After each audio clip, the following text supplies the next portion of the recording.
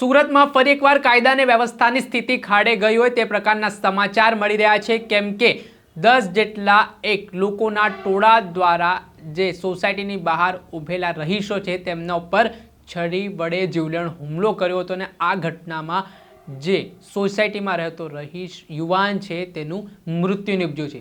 આ ઘટનામાં વિવાદ એવું કહેવાય રહ્યું છે કે જે આરોપી છે તે પોતાની પ્રેમિકા સાથે સોસાયટીની બહાર ઊભો હતો અને આ દરમિયાન સોસાયટીના કેટલાક યુવાનો છે આવ્યા હતા અને તે આરોપીને ત્યાંથી નીકળી જવા માટે કહ્યું હતું અને આને લઈને ઝઘડો થયો હતો અને ત્યારબાદ વિવાદ ઉગ્ર બનતાની સાથે જ બદલા લેવાની ભાવનાથી આરોપી પોતાના મિત્રોને લઈને આવ્યો અને ત્યારબાદ આ આખો ઘટનાક્રમ સર્જાયો। ત્યારે કોણ મૃતક છે, શું સમગ્ર મામલો છે, વિગતે સમજીએ। વૈષ્ણવજન તો તેને કહીએ જે પીડ પરાઈ જાનાને રે। નમસ્કાર દર્શક મિત્રો, નવજીવન ન્યૂઝમાં આપનું સ્વાગત છે। હું છું ફૈઝાન। ગુજરાતના ગૃહ રાજ્યમંત્રી હર્ષ સંઘવી જે ટાઉનથી આવે છે એ સુરતમાં કાયદા અને વ્યવસ્થાની સ્થિતિ પડી ભાંગી હોય તે પ્રકારે અવારનવાર અહેવાલો સામે આવતા હોય છે। જે રીતે સુરતમાં દિવસોમાં આરોપીઓ દ્વારા જે હત્યાની ઘટનાઓને અંજામ આપવામાં આવી રહ્યો છે, લોકોમાં એક ડરનો માહોલ ઊભો કરવામાં આવ્યો છે, તેના કારણે લોકોમાં ડર તો જોવા મળી રહ્યો છે, પરંતુ સામાન્ય બાબતે હત્યાના બનાવો બની રહ્યા છે। વાત કરીએ તો વધુ એક હત્યાનો બનાવ સુરતના વેલંજા ગામ ધારા ફ્લેટ પાસેથી સામે આવ્યો છે, જેમાં હાલનો આરોપી છે લાલો મિથુન। તે પોતાની પ્રેમિકા સાથે 23 તારીખની રાત્રે જે ધારા ફ્લેટ વેલંજા ગામ ખાતે આવેલું છે ત્યાં ઊભો હતો।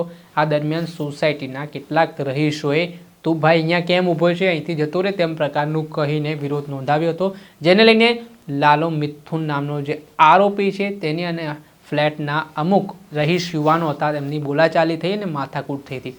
બસ આ બાબતને લઈને રાત્રિ દરમિયાન જે ધારા ફ્લેટના યુવાન રહીશો છે તે ત્યાં ટોળામાં બેસીને વાતો કરી રહ્યા હતા। આટલામાં આરોપી લાલો મિથુન છે તે પોતાના અન્ય 9 થી 10 જેટલા સાગરીતોને બદલા લેવાની ભાવનાથી ત્યાં લઈને આવે છે અને ત્યારબાદ લાલો મિથુનનો આરોપીનો જે સાગરીત છે જેનું નામ છે રામુ ગોધરા તેના દ્વારા છરી વડે આ જે રહીશો ત્યાં ઊભા હતા યુવાનો તેમના ઉપર હુમલો કરવામાં આવે છે, જેમાં એક યુવાનને છરીના ઘા છાતીના ભાગે વાગ્યા હતા અને તેઓ ગંભીર હાલતમાં લોહીલાણ હાલતમાં જમીન ઉપર ઢળી પડ્યા હતા અને આરોપીઓ પણ ત્યાંથી ભાગી ગયા હતા। આ ઘટનાને લઈને તાત્કાલિક પોલીસને જાણ કરવામાં આવતા ઉત્તરાયણ પોલીસની ટીમ ઘટના સ્થળે દોડી આવી હતી। આ સમગ્ર મામલે પોલીસે તપાસ શરૂ કરી હતી અને અત્યારે 10 જેટલા આરોપીઓની ધરપકડ કરવામાં આવી છે। જો કે હાલ જે યુવાનની હત્યા કરવામાં આવી છે તેને તો આ ઘટના સાથે કોઈ લેવા દેવા પણ ન હોવાની વિગતો સામે આવી રહી છે। તે પોતાનું કામ પતાવીને અહીંયા સોસાયટીના રહીશો સાથે ઊભા હતા અને આ દરમિયાન જે સામે આરોપીના ટોળાએ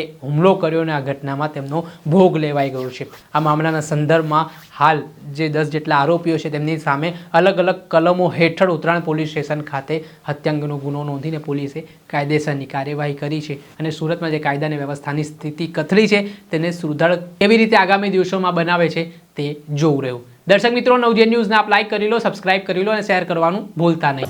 વૈષ્ણવજન તો તેને કહીએ જે પીડ પરા